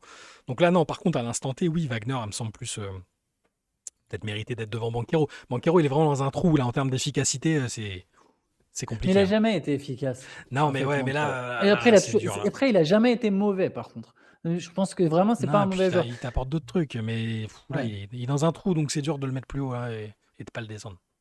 Ça me rappelle, j'en profite pour une petite pique envers tous les haters et qui s'étaient insurgés quand j'avais dit que Banchero, c'est quoi, c'est il y a un an, hein, dans une late, j'avais dit, mais c'est pas un candidat au MVP, vous êtes fous. Et qu'on m'avait dit, mais tu le sous-estimes. Aujourd'hui, cette discussion, hein, je pense qu'elle a bien changé. Mais bref, sur Ouais. Banchero, je pense que tu as mis le doigt vraiment sur le truc, c'est que c'est celui qui a le potentiel, qui a le profil et le potentiel pour être un vrai 1, Ouais. un vrai première option. C'est all-around, ailier physique, athlétique, qui va apporter du rebond, de la passe, du scoring comme LeBron. Mais je pense qu'il n'est pas assez fort pour le faire, en fait. En tout Mm. cas, aujourd'hui, je parle vraiment à l'instant T, on verra plus tard. C'est un gars qui a un potentiel. Il a plus de potentiel que Wagner, j'ai aucun doute là-dessus. Mais sur l'instant T, comme Banchero, il n'est pas assez fort pour être ce 1, je trouve que ça le rend moins valuable Mm. parce qu'il est moins capable, justement, d'être efficace et d'élever le niveau de jeu de son équipe par rapport à Wagner, qui est peut-être pas le 1 absolu, la première option absolue auquel tu vas penser parce que c'est Franz Wagner. Il y a presque un délit de profil, tu vois, du Ouais. mec qui est pas arrivé en tant que superstar en NBA, mais qui aujourd'hui, d'ailleurs, c'est intéressant, ils jouent tous les deux le même nombre de minutes. Wagner, il marque 22,7 points. Banchero, il est à 19,9. Le Magic a joué 24 matchs avec Wagner, 14 victoires, 10 défaites. 23 matchs avec Banchero, 11 victoires, 12 défaites. Wagner, il est à 49% au tir. Banchero, il est à 43%. Wagner, il est à 36% à 3 points. Banchero, il est à 23%. Wagner, il est à 82% au lancer. Banchero, il est à 75%. Alors, Banchero, il prend plus de rebonds, il en prend 8, mais Wagner, il en prend quand même 6. Banchero, il lâche plus de passes, il est à 4,7. Wagner, il a 3,7. Et ce qui est intéressant, c'est. Alors, Wagner a aussi plus d'interceptions, enfin bref, moins de turnover évidemment aussi que Banchero. Et Wagner a un meilleur plus-minus, plus 2,2, là où Banchero est à moins 0,7. Je trouve que dans le jeu, quand même, Wagner, il élève plus le jeu du Magic que Banchero, parce que Banchero est pas assez fort dans son profil aujourd'hui. C'est pas que de sa faute, mais ça revient à sa sélection de tir, à la façon dont il est utilisé. Et tant que tu l'utilises vraiment en superstar qui a tous les droits, je trouve qu'il n'a pas passé ce cap qu'a pu passer Kate Cunningham, par exemple. Non, c'est clair qu'il l'a pas encore passé là. Je veux dire, c'est indéniable, hein. Par contre, je pense que c'est pas du tout terminé. Il y en a beaucoup qui tirent un trait sur Ouais, lui ça comme c'est sûr. c'est pas encore Il a terminé. 23 ans. Moi, j'ai envie de croire encore à ce duo là, Banchero-Wagner ensemble. Je suis sûr qu'il y a moyen. Alors, je vais Ouais, pas, je pense. je ne suis pas le coach du Orlando Magic. Il est bien plus compétent que moi, mais j'ai l'impression qu'il y a quelque chose à faire pour que ça fonctionne mieux. Alors, ça passe là par redonner confiance à Banchero, parce que je trouve que c'est plus le même joueur. Entre les blessures, les contre-performances et tout, c'est un jeune joueur encore, hein, c'est ça qui est fou. Il a encore Ouais, il a 23 ans. voilà, normalement, il a encore une grosse marge de progression, mais ouais, il faut peut-être chambouler quelques habitudes, trouver une autre formule. C'est des mots un peu dits comme ça, mais faut pas tirer un trait sur Banchero, je pense. Mais à l'heure actuelle, dans l'optique d'un top 50, mettre Wagner devant qui est plus fiable, qui est capable d'être aussi une première option et un tueur avec l'Allemagne. Hein. Attention, c'est pas. Je demande aussi à voir, peut-être qu'un jour on verra Wagner en Mais il y a semi-première Schroeder option. autour de lui. Mais il y a Ouais, Schroeder Schroeder. à côté de lui quand même. Ouais. C'est très important. Schroeder, il est Schroeder là. a vraiment les ballons chauds, quoi. Schroeder, il est là pour prendre le titre de MVP et les derniers shoots dans les compétitions. En gros, c'est ça. Et oui, non, voilà. Pour rester sur ces deux-là, je trouve que c'est pas infamant de mettre Wagner devant Banchero. J'ai hésité à mettre Jalen Johnson devant Banchero. Bah, en ce moment, oui. Bon, même si ça se traduit pas par des victoires, mais il a une telle production, il a une production effrayante, Jalen Johnson. Statistiquement, il est au-dessus. Ouais. Je veux dire, c'est du triple-double, il enchaîne des triples-doubles. Alors, je le redis, ça se traduit pas par des victoires, les Hawks sont dans le trou. À l'instant où on parle, 7 défaites de suite, mais quand ça allait encore bien, c'était le moteur de l'équipe. Il n'y avait pas Trae Young. C'était lui l'instigateur du jeu. Il scorait, il prenait des rebonds, beaucoup de passes. Lui aussi, je pense qu'il sera plus haut dans... Allez, dans un an ou deux, il sera peut-être plus haut, mais pour l'instant, faut un peu raison garder et prendre aussi en compte les résultats collectifs. Ouais, c'est ça. Parce que faire des stats, c'est ça. Il fait des stats, il faut voir à quel point il peut faire gagner. LeBron 24, d'accord que ça ne te choque pas. Il va avoir Non, 41 ans. ça Il va me avoir 41 ans choque quand aujourd'hui ou demain, quoi. Ça me choque pas, et puis on peut utiliser comme argument le fait qu'il a pas, sur le début de saison, il était pas disponible. Donc, je pense par contre qu'il est capable de remonter si tu fais une actualisation et qu'à un moment LeBron décide d'accélérer un peu, il peut très bien revenir autour plus près du top 20 ou du top 15 si vraiment il a envie de se bouger. Je pense qu'il est encore capable de jouer au niveau top 10, top 15 sur des périodes. Par contre, sur le niveau global, ouais, le 24e, c'est pas. Peut-être que certains considéreront que c'est trop bas et que c'est un manque de respect, hein, attention.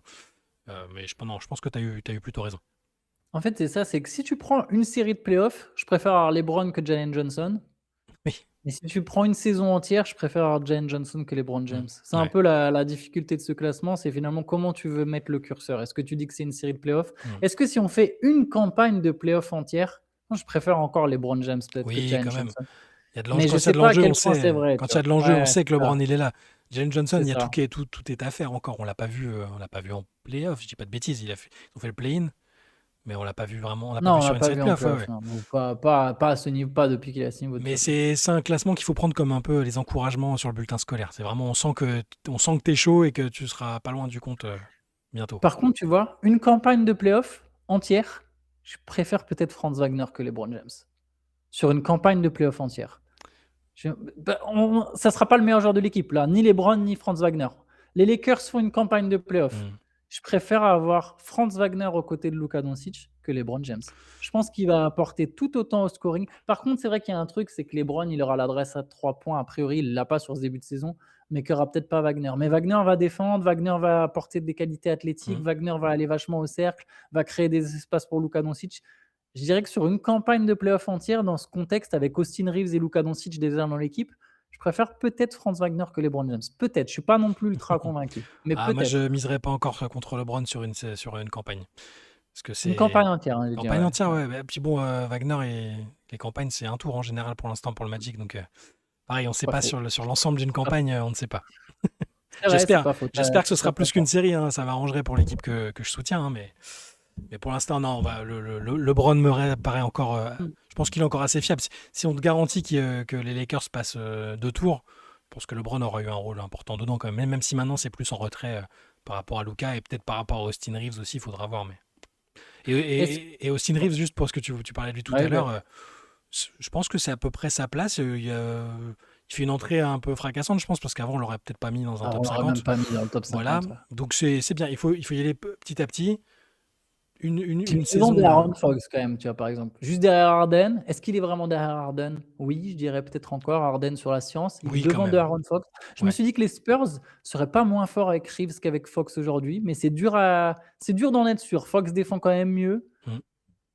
Non, mais pour Reeves, c'est bien quand même. Enfin, on a vu le gars tourne à 27 points de moyenne quand même, hein, dans une équipe où il y a Luka Doncic. Trop bon s'y passe. Voilà, il y a de la passe, il y a de l'adresse. Il était hyper adroit quand même, hein, surtout le début de saison. Là, il est blessé, donc ça va peut-être les stats en fin de saison seront peut-être moins glorieuses, mais ouais, sur ce qu'il a montré là maintenant, c'est bien. Faut voir s'il peut faire mieux que ça après. Si sur le reste de sa carrière, on se dira tout le temps, bah oui, Austin Reeves, c'est un top 30 player sans aucun souci. Pour l'instant, non, c'est pas mal. Et Fox, je il est peut-être remonté un peu parce que les derniers temps aux Kings et puis la saison dernière, l'échantillon avec les Spurs, on se disait, bon, c'est pas trop où il en est, mais non, c'est bien, c'est dans cette fourchette-là aussi. Ouais, je pense que Fox, c'est ça. C'est entre 25 35. Mm. C'est dur de voir beaucoup plus haut pour Fox. Euh, Est-ce que là, on va pas faire tous les noms. On a dit Scotty Barnes, donc 36. Alors, je vais donner donc après Markkanen qui est 30, il y a Adebayo 31, Trae Young 32. Peut-être trop haut en vue de la circonstance actuelle, mais ça reste quand même un mec très talentueux, comme je disais. 33 Chet Holmgren, très difficile à classer. 34 Zion Williamson, super difficile à classer. 35 Pascal Siakam, 36 Scotty Barnes. Je trouve que Scotty Barnes c'est trop bas. Euh, Je pense même que Siakam est trop bas, mais c'est un avis perso parce que Siakam, je énorme campagne de je playoff pense avec que Indiana. Siakam, Pardon, c'est un vas-y. mec qui te c'est un mec qui te rend compétitif direct. Ce sera pas forcément ta première option, mais tu sais qu'il va te foutre sa vingtaine de points par match. Il est ultra fiable défensivement, il a un peu de playmaking. C'est un mec juste, et même sur l'état d'esprit, il y a plein de choses qui font que pour moi, c'est un mec que tu fous partout et il rend l'équipe meilleure. J'ai cette impression-là. Donc peut-être que ça vaut une 35e place, hein, mais tu vois, bon, par rapport à un Zion que j'aime beaucoup, encore une fois, je rêve que Zion devienne le joueur qu'il est censé devenir, qu'il soit plus jamais blessé. Mais malheureusement, pour l'instant, on le voit pas trop. Donc je pense que je mettrais peut-être Siakam et Barnes devant Zion. Et est-ce que je remonterais Siakam et Barnes? Peut-être. Parce que c'est des joueurs un peu comme ça qui. En tout cas, Siakam, vraiment, pour moi, tu le fous partout, il rend l'équipe meilleure. Et Barnes, il est en train de me convaincre qu'il est aussi ce joueur-là. Parce que là, ce qu'il fait avec les Raptors dans ce début de saison, c'est impressionnant. En fait, Barnes, je trouve qu'avec la dimension athlétique que prend la ligue, avec la défense, avec sa Ah ouais. capacité à lire le jeu, avec plein de choses, en fait, il est trop bas. Il doit être plus proche de 26, 27 que de 36, là où je l'ai mis. Je trouve. J'avais mis Aaron Gordon 37, vachement influencé par son début de saison. Comme j'ai dit, le classement avait été fait il y a un peu plus longtemps. Je trouve qu'il a passé un cap. Mhm. 38, Deni Avdia. Quand tu vois ses stats actuelles, Bien. effectivement, lui aussi est monté en puissance au fur et à mesure de la saison. Tu te dis, bah, il peut être plus haut, en fait, Avdia. Avdia, aujourd'hui, c'est un All-Star. Mhm. C'est l'un des. Tu vois, les All-Stars, c'est les 24 joueurs de la ligue, quoi. Avdia, il est pas 38, je Non, mais pense, dans c'est les pareil, drafts aujourd'hui le plus haut, quoi. même raisonnement que pour Austin Reeves, c'est-à-dire que il fait un début de saison fracassant, il monte en puissance. C'est déjà, voilà, c'est bien, il marque le coup, il est dans il est dans ce top 50, dans le top 40 même. On comprend qu'il a ce potentiel-là pour l'être tous les ans. Maintenant, voilà, sur toute la saison, sur éventuellement du play-in, des playoffs, voilà, pour l'instant, c'est pareil, c'est un encouragement. Je trouve que c'est bien que tu l'aies mis dans cette zone-là. Pour moi, il est autour de cette place-là dans tous les cas. Ce qui est intéressant sur Avdia, c'était un commentaire sur le CQFR de ce matin quand on parlait de Mhm. Zachary Zaché. On va donner ses stats lors de ses débuts Avec Washington. à Washington. Donc à 20 ans, il tournait à 6 points par match. À 20 ans, c'est l'âge de Zachary Zaché aujourd'hui. 20 ans, 6 points par match à Washington. Puis 8 à 21 ans à Washington. Puis 9 à 22 ans à Washington. Puis enfin, lors de sa 4e saison et d'école, il monte à 14,7 points par match. Alors, c'est que les points, hein, évidemment. Mhm. On ne peut pas dire grand-chose, puis il y a toujours cette histoire de contexte. Mais aujourd'hui, à 24 ans, et je pense qu'il est le favori pour être le MIP, je pense qu'il sera MIP, le trophée est presque déjà le sien. Il tourne à 25 points, 7 rebonds, 7 passes de moyenne. À 24 ans, Deni Avdia. Ça, Ça- c'est Deni Avdia aujourd'hui. Il y a une évolution. ouais. On aurait pu, si on faisait le même truc que Rizaché, on aurait pu se dire à 20 ans. Alors, je ne dis pas que Rizaché aura l'évolution de Avdia, je ne pense pas. Avdia avait quand même plus d'aisance sur le drive. Mais à 20 ans, Avdia, tu te dis, bah, ça peut être que un 3&D. Ce n'est pas un mec qui va être amené à une star un jour. Et on voit l'évolution. Voilà, c'était juste pour un Moi, petit. je l'espérais. Moi, je l'espérais. Alors, j'étais pas sûr qu'il devienne peut-être la première option d'une équipe. C'était pas garanti, mais je trouve qu'il avait quand même ça en lui. Et là, c'est ce qui différencie pour l'instant de Rizaché, c'est que depuis qu'il a 17-18 ans, c'est la première option de sa sélection, Avdia, en fait. Donc, il a l'habitude de ce costume-là. Zachary Rizaché, peut-être qu'il le sera à un moment, mais c'est pas garanti. Il y a beaucoup de monde autour quand même. Avdia, il a aussi, pour moi, ce qu'il a fait en sélection, ça l'a aidé à se développer. Il a vraiment réussi à Bien retranscrire sûr. en NBA Il est mis dans ce costume. ce qu'il a fait avec Israël en tournoi. Je trouve que ça l'a aidé. Et ça m'aide, moi, peut-être à classer des joueurs aussi par rapport à ce qu'ils font en Il est FIBA. beaucoup plus physique aussi, d'ailleurs. Voilà. Tu vois ce que je disais sur Şengün, ce que j'aurais pu dire pour Markkanen aussi, qui est toujours bon avec la Finlande et qui est l'option numéro 1 incontestable. Hein. Donc ouais, mais par contre, c'est bien de dire qu'il y a des joueurs qui aujourd'hui sont des All-Stars incontestables. Avdia, c'est le cas, je pense, ont démarré de manière poussive et ça permet de relativiser peut-être un peu le démarrage compliqué de Rizaché.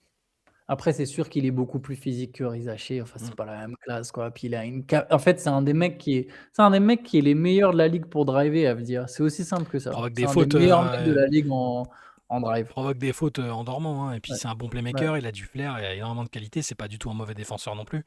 C'est pour ça que depuis le début de sa carrière, bon, j'étais déçu qu'il soit drafté par Washington à l'époque.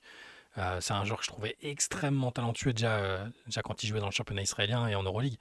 Donc lui, il a eu besoin de temps, il a eu besoin d'un changement de décor, clairement. Et bah, c'est le cas de plein de monde, hein. Avdia, 38e, ça me paraît pas mal. Et il va grimper encore, je pense. En 39, il y a Tyler Hero. Pour moi, il est trop haut. Bon, il y a les blessures, en fait, Tyler Hero. C'est un peu délicat. Pareil. Là, on est vraiment sur cette tranche où, selon la période, tu Ouais, peux bien disparaître du sûr. top 50, tout comme tu peux remonter dans Mm. le top 25. Tu ramènes Thompson, il est 40e. Il peut aspirer à être plus haut. Ja Mm. Morant, il est 41e. Il y a 3 ans, Ja Morant, il était considéré 8e ou 9e. Ouais. Alors, il mérite peut-être pas d'être 41, je ne sais pas, c'est difficile à dire. Sur le talent individuel, il est sans doute plus haut, mais Oui, mais aujourd'hui, sur l'impact, Ja sur ce Morant qu'il apporte aujourd'hui, pourrait presque même sortir du top 50, hein, oui, franchement. Memphis joue pour le moment mieux sans lui. Est-ce que si tu le mets dans Bah une ouais. autre équipe, alors lui aussi a peut-être besoin d'un changement de décor et on le retrouverait peut-être s'il était ailleurs, mais pour l'instant, non, c'est logique qu'il soit pas dans les meilleurs. Il y a quelques années, on l'aurait mis top 10, top 15, sans aucun souci pour ce qu'il faisait avec les Grizzlies. Là, faut prendre en compte tout ce qui s'est passé dernièrement. Parce que là, tu vois, par exemple, si je reprends mon classement, à partir de cette place-là, alors là, déjà, je n'étais pas convaincu, mais alors là, c'est vraiment C'est c'est la foire. freestyle.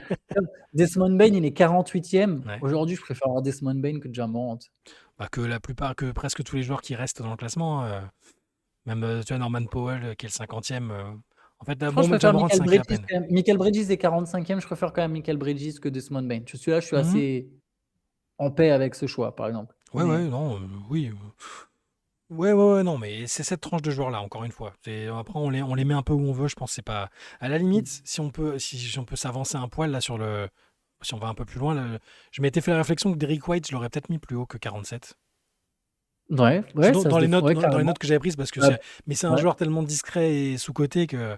Mais c'est un défenseur Je préfère que incroyable. Sabonis, par exemple, quoi. Bah, Mais Sabonis, bon, il paye le fait que là, il disparaît un peu des radars. Quand il est là, ouais. c'est une machine à double-double, il y a du playmaking, pas beaucoup de défense, mais Derrick White, moi, tu sais ce qu'il t'apporte et c'est une garantie de compétitivité. Moi, j'accorde beaucoup d'importance à ces mecs-là, comme Siakam, même s'il y a des saisons comme cette D'accord. année, les Pacers, ils seront dans le trou et c'est normal. Derrick White, je pense que tu le mets partout, tu sais que le mec, il va défendre, tu sais qu'il va shooter. Il apporte que des choses positives, en fait. Donc, c'est un lieutenant parfait pour moi. Donc, peut-être que je l'aurais plus mis autour de la 40e place que 47e, mais bon, Bah, c'est je pas un pense que scandale. tu as raison, ouais. Mais Mm. par exemple, Derrick White aujourd'hui est pas derrière Ja Morant, quoi. Non, non, non. Morant, c'est un Ouais, cas clair. particulier après, hein. Ouais, C'est- Morant, c'est un cas particulier, tu as raison, mais je veux dire, est-ce qu'on va réussir à comparer Julius Randle et Derrick White? Donc Julius Randle, il est 42e, pas du tout le même poste, pas du tout le même rôle, et Derrick White. Les 2 sont plus ou moins le 2e meilleur joueur de leur équipe. Mhm. Alors Rudy Gobert est sans doute plus important en fait. Rudy Gobert n'est pas dans ce top 50, j'ai honte, il mériterait d'y être, j'imagine, même s'il n'a pas les stats. Mais c'est délicat avec même Jaden McDaniels, finalement, il n'est pas dedans. Enfin, à un moment, il faut faire des choix. Mais donc, imaginons juste Randle, c'est le 2e meilleur joueur de son équipe, et Derrick White, c'est aussi le 2e meilleur joueur de son équipe. Les 2 équipes qui ont des bilans plus ou moins similaires. Est-ce que tu penses que tu penses que c'est qui devrait être le mieux classé, Derrick White ou Julius Randle? J'ai Alors, absolument pas la réponse à alors, cette question, même si j'ai mis Randle devant White. tu sais que j'ai un soft spot pour Randall en plus. Donc peut-être que je l'aurais Ouais, gardé devant parce qu'il y aurait eu la subjectivité. Mais Randall, tu as vu que cette année, ils ont fait le classement des actions les plus efficaces de toute la ligue. Donc en 1, tu as le tir, le mi-distance de Shea. Voilà, bon. ouais, En OK. 2, il y a l'ISO de Julius Randle en pourcentage de réussite. Ouais, il a toujours été bon là-dessus, de toute Il façon. est Ouais, OK. incroyable là-dessus cette saison. Depuis qu'il a Minnesota, il est très bon. On était un peu dubitatif quand il est arrivé. L'échange 4 Randle, on s'est dit qu'est-ce qui va se passer? Au final, il a vraiment beaucoup apporté. Il s'était un peu planté sur une série de playoffs à un moment, mais non, il est bien. Et est-ce que je le mets devant Derrick White? Non, allez, je vais redevenir plus objectif. White, c'est un. Non, White, il t'apporte trop de trucs. Il n'y a pas de doute. Avec Randall, tu peux dire, mince, est-ce qu'il va pas passer à côté sur cette série de Mmh. playoffs? C'était un peu une année sur deux avant. Est-ce qu'il va pas bouffer le ballon alors que là, c'est pas ce qui est requis? White, je sais qu'il va pas bouffer le ballon. Je sais qu'il va défendre comme un taré Après, White, il peut passer à côté à 3 points sur certains matchs. Ouais, j'ai l'impression que ça pénalisera moins son équipe, quelle qu'elle soit. Tu vois, c'est un peu ça le. Non, peut-être que je mettrais White devant Randle, même si je préfère. J'ai plus d'affection pour Julius Randle, mais peut-être que je mettrais White devant. Ouais. Moi, j'ai pas d'avis, j'avoue. J'ai Randle devant, mais j'ai pas d'avis. J'aime bien cette équipe des Timberwolves au passage. Ouais, c'est pas mal. J'adore Anthony Edwards, j'aime bien Jaden McDaniels. Après, Rudy Gobert, Julius Randle, c'est pas mes joueurs favoris, mais voilà. Rudy- Gobert, vraiment, il fait le taf. Rudy, Randle, pour revenir à ce que tu disais, j'aurais dû le mettre et tout. Oui, peut-être que je l'aurais encore mis dans le top 50 pour le simple fait et que ce soit ses coachs, ses coéquipiers, parfois même les adversaires, même s'il n'a pas une cote de popularité gigantesque, tout le monde s'accorde à dire que tu le mets et tu as directement, instantanément, l'une des meilleures défenses de la ligue parce qu'il taffe pour tout le monde, parce qu'il est dissuasif, parce que plein de choses. Donc oui, il n'y a pas le versant offensif qui est limité, on ne va pas le réinventer à 32 ans, mais je pense peut-être que ça vaut quand même une place dans le top 50. Ce fait de tu le mets instantanément, quelle que soit l'équipe dans laquelle il joue, tu sais que ça va apporter ça. Il y a vraiment tout et n'importe quoi entre 40 et 50 parce que c'est vraiment des joueurs qui ont des profils complètement différents. Donc, tu as Amen Thompson, 40, Ja Morant, 41, 42 de Julius Randle, 43 de Jalen Duren. Il monte fort en puissance, lui. Vraiment monté en puissance. 44 de Montas Sabonis, qui est encore là, mais parce qu'il fallait le mettre à un moment quelque part. 45 Michael Bridges, 46 Darius Garland, qui a été pas mal baissé d'ailleurs. Par Guillaume Laroche encore. Par Guillaume Laroche. Mais mec, j'ai suivi. Et moi, j'aime pas Garland. Je sais. Vraiment, je suis pas fan du mec. 47 Derrick White, 48 Desmond Bane, qui est peut-être un peu bas. 49 Brandon Ingram, qui est peut-être un peu bas. Et 50 Norman Powell, très dur à classer parce que productif scoreur, mais est-ce qu'il a plus d'impact que Rudy Gobert Non, il n'a pas plus d'impact. C'est vraiment très difficile. Il n'a pas plus d'impact que Rudy, par exemple, qui est un cas lui aussi un peu à part. Mais par contre, Powell, il commence à enchaîner les saisons. Lui au scoring, tu sais, il n'y a pas de mystère. Tu sais qu'il va planter. Il commence à avoir un CV quand même sympa. Le mec, c'est un champion NBA. Il a l'expérience. Non, je trouve c'est pas, ça me choque pas de le voir là. Il mérite. Il doit être là aussi. Et après Ingram, je suis content de voir que il a un peu laissé ses galères derrière lui parce qu'il sortait de 2-3 saisons vraiment, vraiment compliquées, 2 saisons, et puis le passage avec Team USA qui a été désastreux. Ça fonctionne bien pour lui là à Toronto, c'est pas mal, donc il commence à revenir à une place un peu plus fidèle à son talent quand même. Est-ce qu'il pourra remonter plus haut là dans le contexte de Toronto, je sais pas, mais c'est sa place sur le talent et le niveau. Je pense quand même que c'est sa place. Ouais, après de toute façon ça fonctionne par tiers presque à ce stade. Mais les gens dans les commentaires vont peut-être nous dire vous avez oublié un tel, et ils auront peut-être raison. Il y en a plein qui manquent. Michael Porter Jr., excellent début de saison, il n'est pas dans les 50. Gobert, Zubac, il y en a plein, c'est sans fin. Jaden McDaniels. Anunoby, c'est pas mal aussi.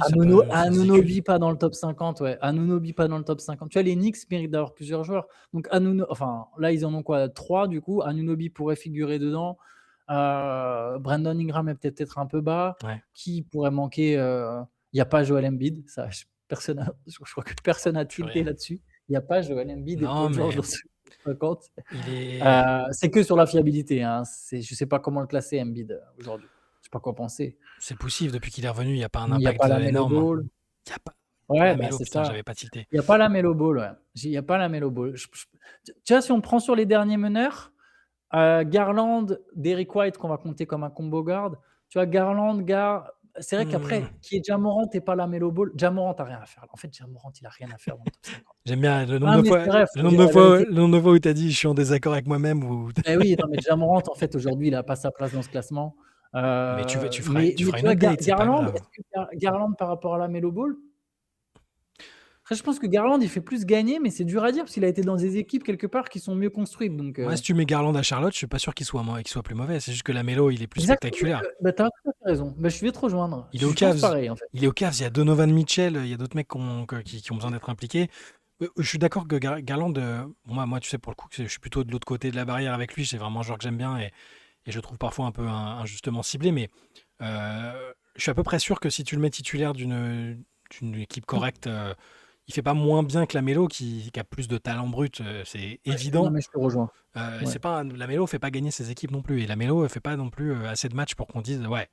Donc le fait qu'il soit pas dans le top 50, c'est pas un classement au talent pur. Donc Et pour Embiid, allez, c'est vrai qu'on l'a compté dans la catégorie des non fiables, mais on aurait pu aussi enlever Zion, on aurait pu.